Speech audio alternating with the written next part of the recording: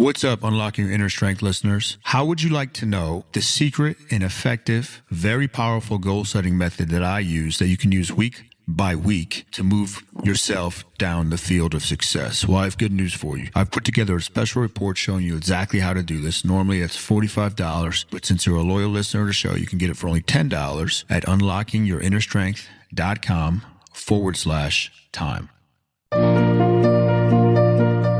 You're listening to The Inner Strength Show. If you want to step into your greatness, you've come to the right place. Here is your host, the human strength expert, Kyle Newell.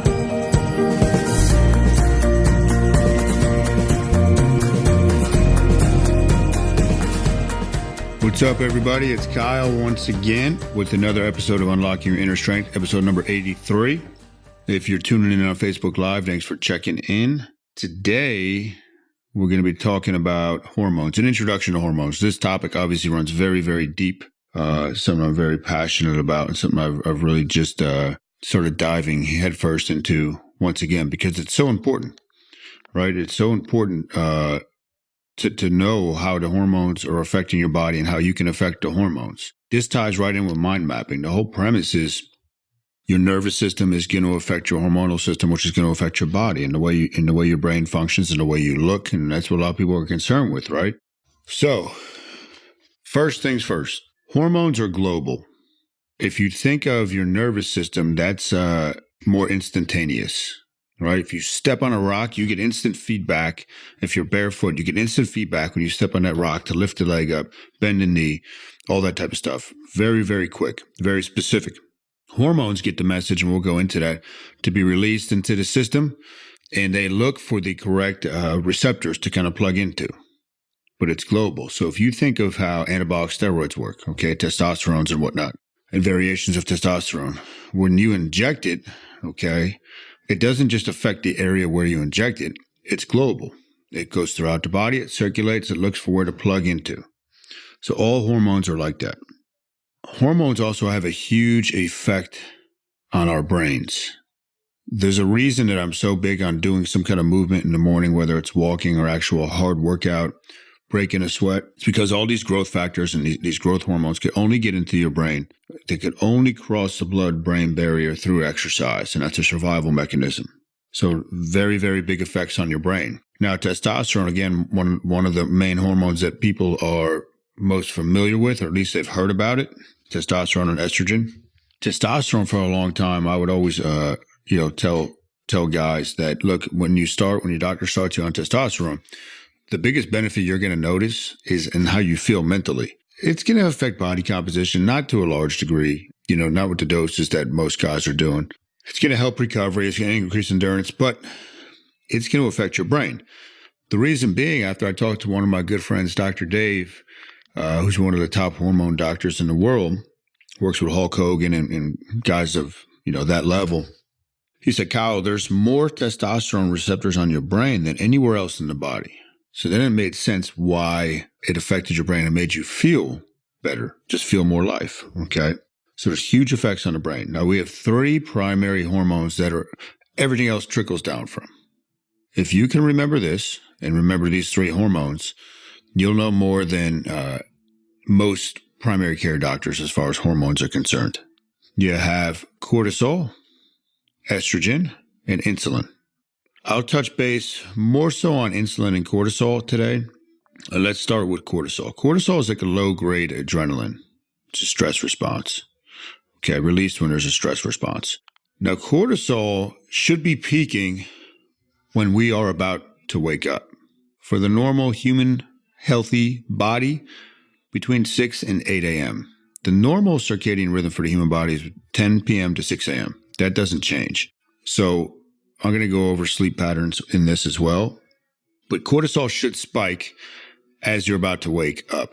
And that's actually what will wake you up. Cortisol is an alertness hormone. So the reason it's an alertness hormone, if you look at the brain is very sensitive to environments in judgment. But with environments, if you think back to when people were living out in the wilderness or tribes and go back thousands of years, you would wake up and you would not know, okay, what's coming at me? What threats are coming? You have to scan your environment, right? So it makes sense that cortisol, boom, wakes you up. You're alert. You're alert right away. Now, to kind of tie this into intermittent fasting, when we are fasting, we allow cortisol to rise throughout the morning, right?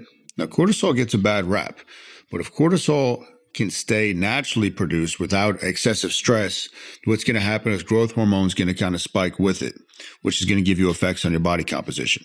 Now, cortisol and insulin, okay, there's something known as the fishing effect, meaning if cortisol is high, insulin is low typically, and vice versa. So most people eat a breakfast, a typical American breakfast, which might be bagels and cereal and whatever other junk they have, within an hour of waking up. That's a huge mistake, and you can't argue with the hormones. And this is why I've always been so adamant about intermittent fasting. What's up, Unlocking Your Inner Strength listeners? How would you like to know the secret and effective, very powerful goal-setting method that I use that you can use week by week to move yourself down the field of success? Well, I have good news for you. I've put together a special report showing you exactly how to do this. Normally, it's $45, but since you're a loyal listener to the show, you can get it for only $10 at unlockingyourinnerstrength.com/time. As soon as you eat, insulin's going up. Cortisol's coming back down. If insulin's up and one of your main functions or focuses is body composition, if insulin is up, fat loss cannot happen. Insulin is the most anabolic hormone in the body. So that's how this all ties into intermittent fasting. So we want cortisol to rise in the morning. Now, cortisol gets a bad rap because it is also linked with excessive stress. Excessive stress, okay, coming from the adrenal gland, which we're going to talk over, that's when cortisol can become an issue. When cortisol is chronically raised and we're just stressed out of our mind all the time, whether it's psychological stress, lack of sleep, relationship stress, career stress, doesn't matter what it is. Cortisol will actually increase glucocorticoid levels, which is going to increase levels of blood sugar, okay, blood glucose. So being stressed all the time can actually give you problems with insulin. Okay, so to see how this stuff ties together, being chronically stressed is going to lead to high blood glucose in the morning. So you can get a simple glucometer, and I used to do that, prick my finger in the morning just to see.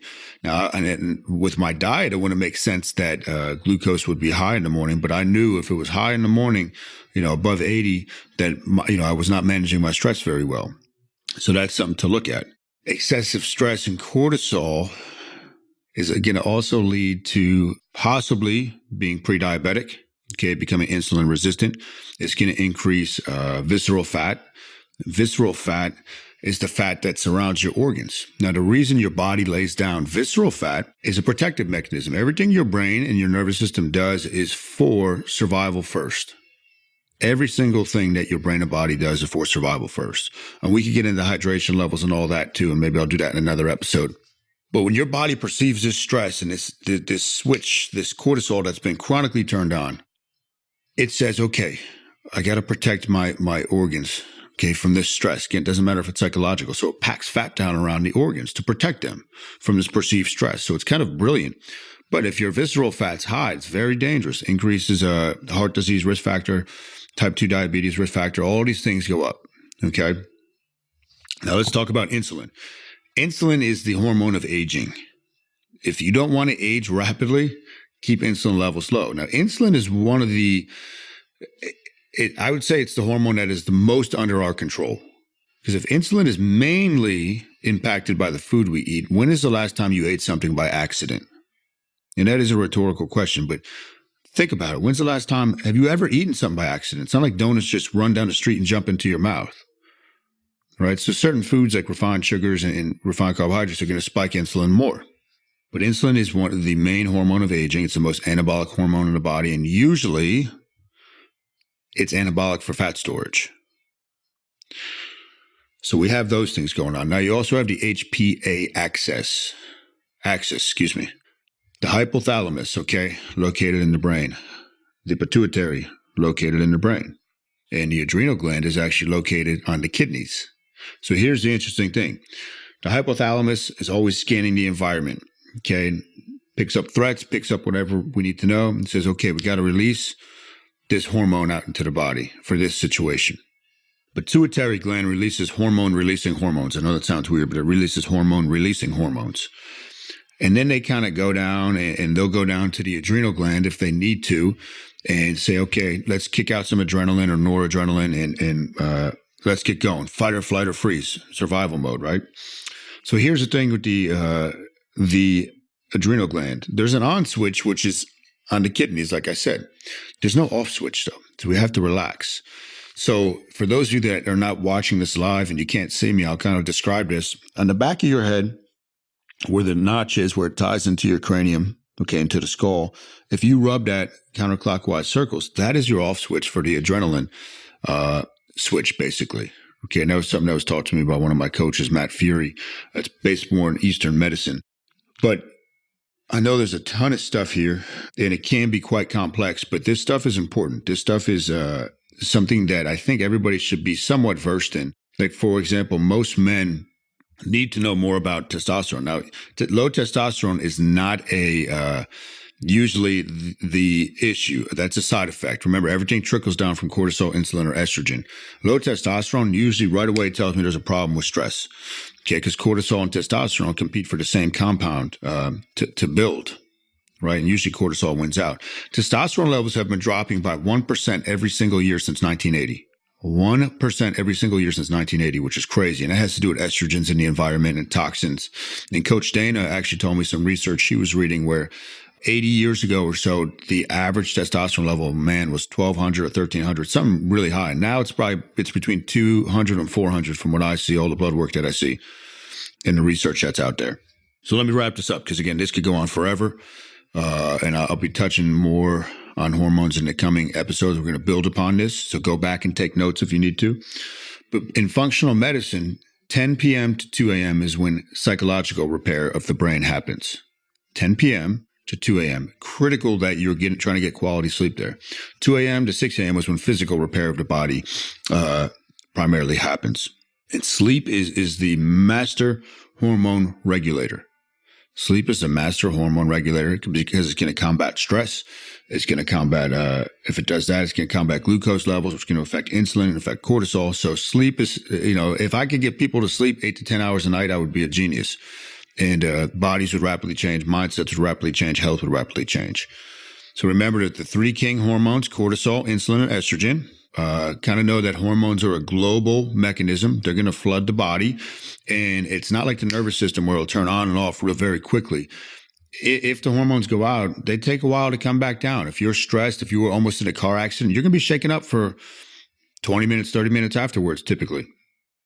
So just something to keep in mind. So that's it for this episode of Unlocking Your Inner Strength. Thank you for tuning in on Facebook Live. I'll probably be back later this week on this page. Please leave a review on iTunes if you haven't done so already, and share it with somebody that needs to know this information. That'll help me as well. And I appreciate it. And thanks, Mark. I'm glad you liked it, and be back later. Peace. You've been listening to The Inner Strength Show. If you enjoyed the show, remember to subscribe, rate, and review us in iTunes.